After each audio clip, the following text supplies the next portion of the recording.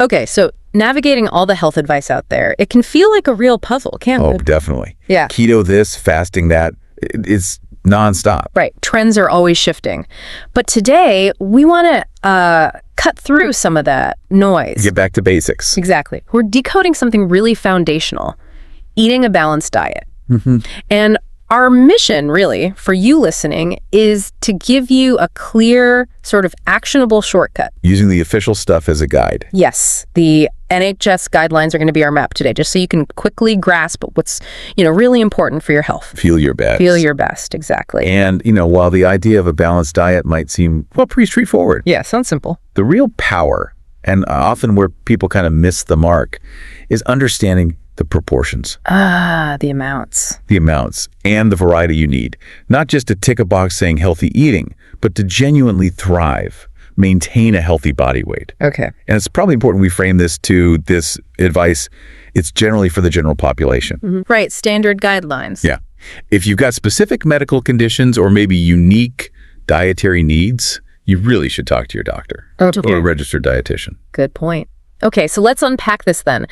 Our central framework for this deep dive is the NHS Eat Well Guide. The plate guide, yeah. Think of it like your personal compass for nutrition. We're going to pull out the most important bits, the key nuggets of knowledge. Help you apply it. Help you not just understand it, but actually apply it so you can feel, your absolute best. So where do we start with the guide? Well, it visually breaks down your plate, doesn't it? It shows you, just over a third should be fruits and vegetables, lots of color. Right, a big chunk for fruit and veg. Then another third, roughly, is for those higher fiber, starchy foods. Potatoes, bread, rice, pasta, that sort of thing. Yeah, and then you've got your proteins, beans, pulses, fish, eggs, meat. The building blocks? Exactly. Plus some dairy or, fortified alternatives. And oils. And oils, unsaturated ones and spreads, but just small amounts of those. Right. And of course, hydration. Drinking plenty of fluids, like 6 to 8 glasses a day. Always important. And the other stuff. Yes. The foods and drinks high in fat, salt, and sugar. Those are definitely in the less often smaller amounts category. It's quite striking, isn't it? The guidelines themselves are pretty simple. They seem quite clear, yeah. But statistically, most people in the UK we're consuming too many calories overall. Right. Too much saturated fat, way too much sugar, too much salt. And not enough of the good stuff. Exactly. Not enough fruit and veg, not enough oily fish, not enough fiber. It's a common imbalance, but it's actually a pretty significant public health challenge. Wow. Oh, and a quick note, the Eat Well Guide doesn't really apply to kids under 2. Okay. Different needs. Very different nutritional needs when they're that small. But after age 2, the idea is you gradually shift them towards eating the same kind of proportions as the rest of the family. Got it. Okay, let's dive into those fruits and vegetables then. That's a big chunk, over a third. It is. And one key thing about the 5-a-day rule that often surprises people is how flexible it is. Oh, yeah. How so? Well, you can hit your target with fresh, obviously, but also frozen, canned, dried, even juice counts. Really? Juice counts? It does, yeah. It's all about getting that variety and aiming for that minimum of 5 portions every single day. That variety point seems important. It's absolutely key because it's not just hitting a number like 5. It's about getting a whole spectrum of different vitamins, minerals, phytonutrients, all that good stuff. Makes sense. And the evidence for this is really strong. People who consistently eat at least 5 portions of fruit and veg a day, they genuinely have a significantly lower risk of serious health problems. Like heart disease, stroke, even certain types of cancer. And hitting those 5 portions, it's often easier than you might think. So what counts as a portion? Okay, so about 80 grams of fresh, canned, or frozen fruit or veg, that's 1 portion. For dried fruit, like raisins or apricots, it's 30 grams. But because the sugar is concentrated, it's best to have dried fruit with meals, not just snacking on it all day. Good tip for teeth. Exactly. And that juice question, a 150 milliliter glass of fruit juice or a smoothie, that does count as 1 portion. Just one. Just one. And the advice is not to have more than that 1 portion from juice or smoothies each day. Why is that? Well, when you juice fruit, you lose a lot of the fiber. Oh. And you're left with the sugars, which are then, free sugars that can be harder on your teeth and affect blood sugar more quickly. Got it. So translating that 5 a day into real life. Yeah, how do you actually do it? Well, the beauty is how accessible it can be. Think about it. An apple is one portion, a banana, a pear, that's another. Simple swaps. Yeah, a slice of pineapple or melon, another portion. 3 heaped tablespoons of cooked veg. You're there. Adding things in. Right. You could easily sprinkle, say, a tablespoon of raisins on your cereal in the morning. That's one straight away. Or maybe swap that mid-morning biscuit for a banana. Add a side salad to your lunch. Small changes. Then maybe a good portion of veg with your evening meal, some fresh fruit with plain yogurt for dessert. And boom, you've kind of naturally hit your 5 without a massive effort. It's those small, consistent choices, isn't it? Totally. Okay, so that's our protective nutrients covered. What about energy? The fuel, starchy foods. Right, the foundation. They should also make up just over a third of what you eat. So basing meals around them is a good strategy. Definitely.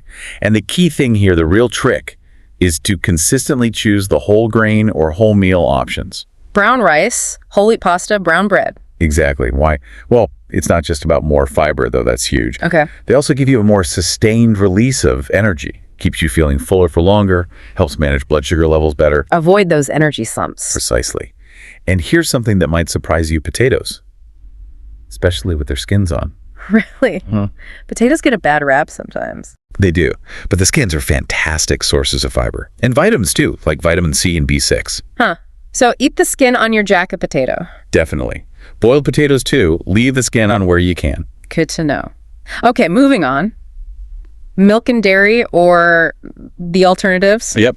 Things like cheese, yogurt. They're great sources of protein, obviously. And calcium, right, for bones. Absolutely essential for keeping bones strong and healthy throughout life. The key insight here, though, is to try and opt for lower fat and lower sugar versions where you can. How so? Well, think semi-skimmed milk or 1% fat, or even skimmed. For cheese, maybe you look for lower fat hard cheeses, or cottage cheese is a good one. And yogurts. Lots of sugar in some of those. Exactly. Choose lower fat, lower sugar yogurts. Plain yogurt is ideal. And if you're using dairy alternatives like soya drinks or almond milk, Yeah. look for the ones that are unsweetened but fortified with calcium. That way you get those vital nutrients without the added sugar. Makes sense. Right, energy covered, bone health covered. What about muscle repair, feeling full, protein? The protein powerhouses, yes. Beans, pulses, fish, eggs, meat, other sources. Vital stuff. Really vital for your body's growth, repair. Plus, they're packed with all sorts of essential vitamins and minerals. Like iron from meat. Meat's a good source of iron, yeah, which you need for carrying oxygen. And B vitamins like B12, super important for nerve function. So when choosing meat, Go for leaner cuts if you can. Skinless poultry helps cut down fat. And always, always cook it thoroughly. and the NHS also mentions maybe eating less red and processed meat. Yes, that's part of the guidance. Things like bacon, ham, sausages, try to eat less of those. Okay. And what's really striking in the guide is the emphasis on variety within this protein group too. So not just meat, Not just meat. Eggs, for example. Incredibly versatile, complete protein. And fish, which is good, yeah. great source of protein. But the oily fish, salmon, mackerel, sardines, they're particularly brilliant. Omega-3s. Rich in those omega-3 fatty acids. Really important for brain health, reducing inflammation. How often should we eat fish? The recommendation is aiming for at least 2 portions of fish a week. And one of those portions should ideally be an oily fish. Okay, 2 portions, 1 oily, fresh, frozen. Fresh, frozen, canned, all count. Just maybe be a little mindful with canned and smoked fish, as they can sometimes be quite high in salt. Right, check the labels. What about plant-based protein? Pulses.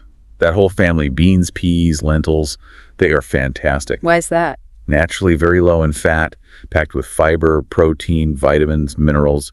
Just an excellent plant-based option. Good for bulking out meals, too. Definitely. And nuts. Unsalted nuts make a great snack, high in fiber. But high in calories. They are quite calorie dense because of their healthy fat. So yeah, moderation is key with nuts. A small handful. Okay, got it.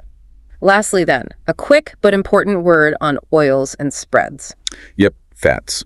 You do need some fat in your diet. It's essential for absorbing certain nutrients, general health. But not too much saturated fat. Exactly. On average, people in the UK tend to eat too much saturated fat, which isn't great for heart health. So the shift is towards Getting most of your fat from unsaturated oils and spreads. Think olive oil, rapeseed oil, vegetable oil spreads. These are the good fats that can actually help lower cholesterol. but still use them sparingly. Absolutely crucial to remember. All types of fat are high in energy, high in calories, so they should always be eaten in small amounts. And just to recap why cutting down on certain things is so important.